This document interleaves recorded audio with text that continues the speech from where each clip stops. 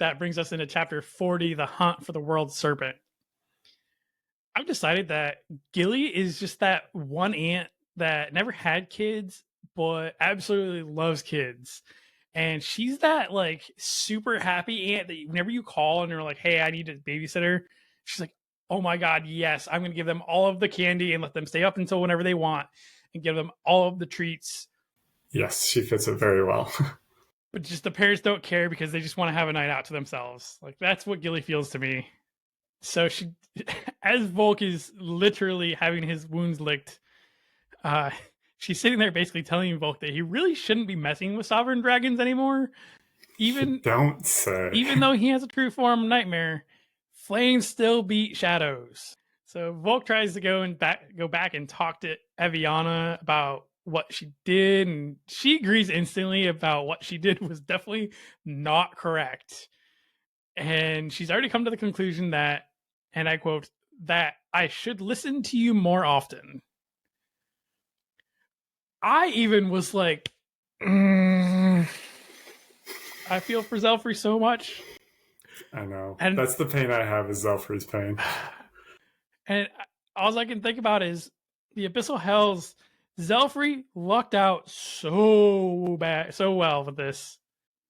Evianna ends up giving Volke a hug, and he even returns it, like not in a betrothed way, but I think she probably was like, he's falling for me. It's happening. HR would not approve of this relationship. He is her direct superior. He writes the pros and cons. Come on now, that's definitely fraternization. It is. Fain and Volke are basically sent back into the city-state and are trying to find somebody from the Huntsman Guild. I kind of hope that they run into the Master Arcanist. I would love to see Jevil meet Chandra just because of the Reaper, Grim Reaper thing. Just would chef's kiss on that one. Superiority complex coming in. Oh God, yes. You know it. Look how long my chains are, and she's just like, yeah, no, I don't care. I've got Max. I've got Max. So as they're walking around, they run into an old drunk that's spreading all this information about people that are wanting work, that are getting paid. There are ships that are being put together to go and be mystical creatures or mystical seekers, and that they're essentially trying to get people to be able to go look for the world serpent. And Volke finally gets to the center of the town, and this entire time that we've been there, it's just this awful stench. Like, everybody just throws their waste out onto the streets, and even Fain and Wraith are like, this is disgusting. Volke finally finds the square of the town where the biggest attraction is, where the spring comes up out of the ground. And it looks nothing like the brochure, and I think that Volke should sue for false advertising. Yeah, he was let on. Horribly let on. And everybody around there is like, what are you talking about? This is how it's always been. So I don't know why you think it was going to be anything different, but... He said, but the brochure. I feel like he was just pulling up the book like, but it says... It says Fountain Ice, and I can get in an hour early. Thiessen Venrover said it was nice. And this is where we finally get our confirmation that the second ascension is there. They know where the world serpent is, and that they need people to help them get to, because they see Mr. Peanuts guy, or Mr. Monopoly guy, that we saw back on the Alruma. Our gentleman arcanist. Yes, Mr. Dapper himself. And this is where chapter 40 ends.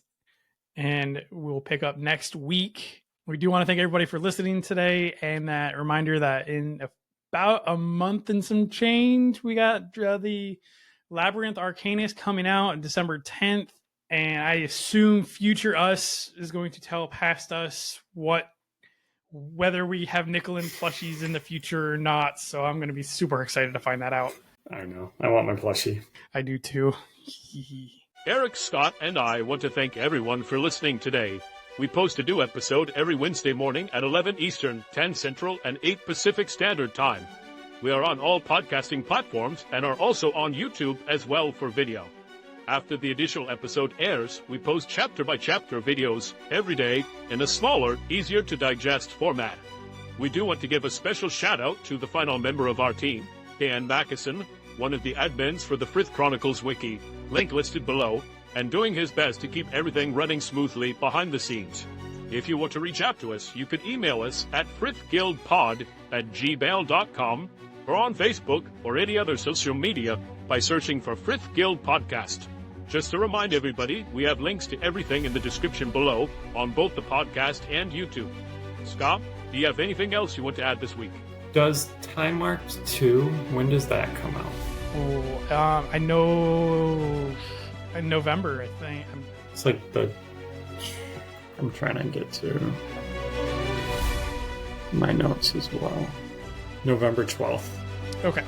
So November 12th, we have a new Time Mark Warlock. I believe it's 24-hour Warlock, if I'm not mistaken on the title of it. Can future me, can tell past me if I'm right or wrong. Because time manipulation works. It works because it's Time Mark Warlock, so. It does. And it'll be good, too. I have no doubt about that. Yes. I know John, Shamey's husband, has constantly been saying that it is even or as good or better than Time Marked Warlock. So super excited about that. I think we'll catch you guys next week.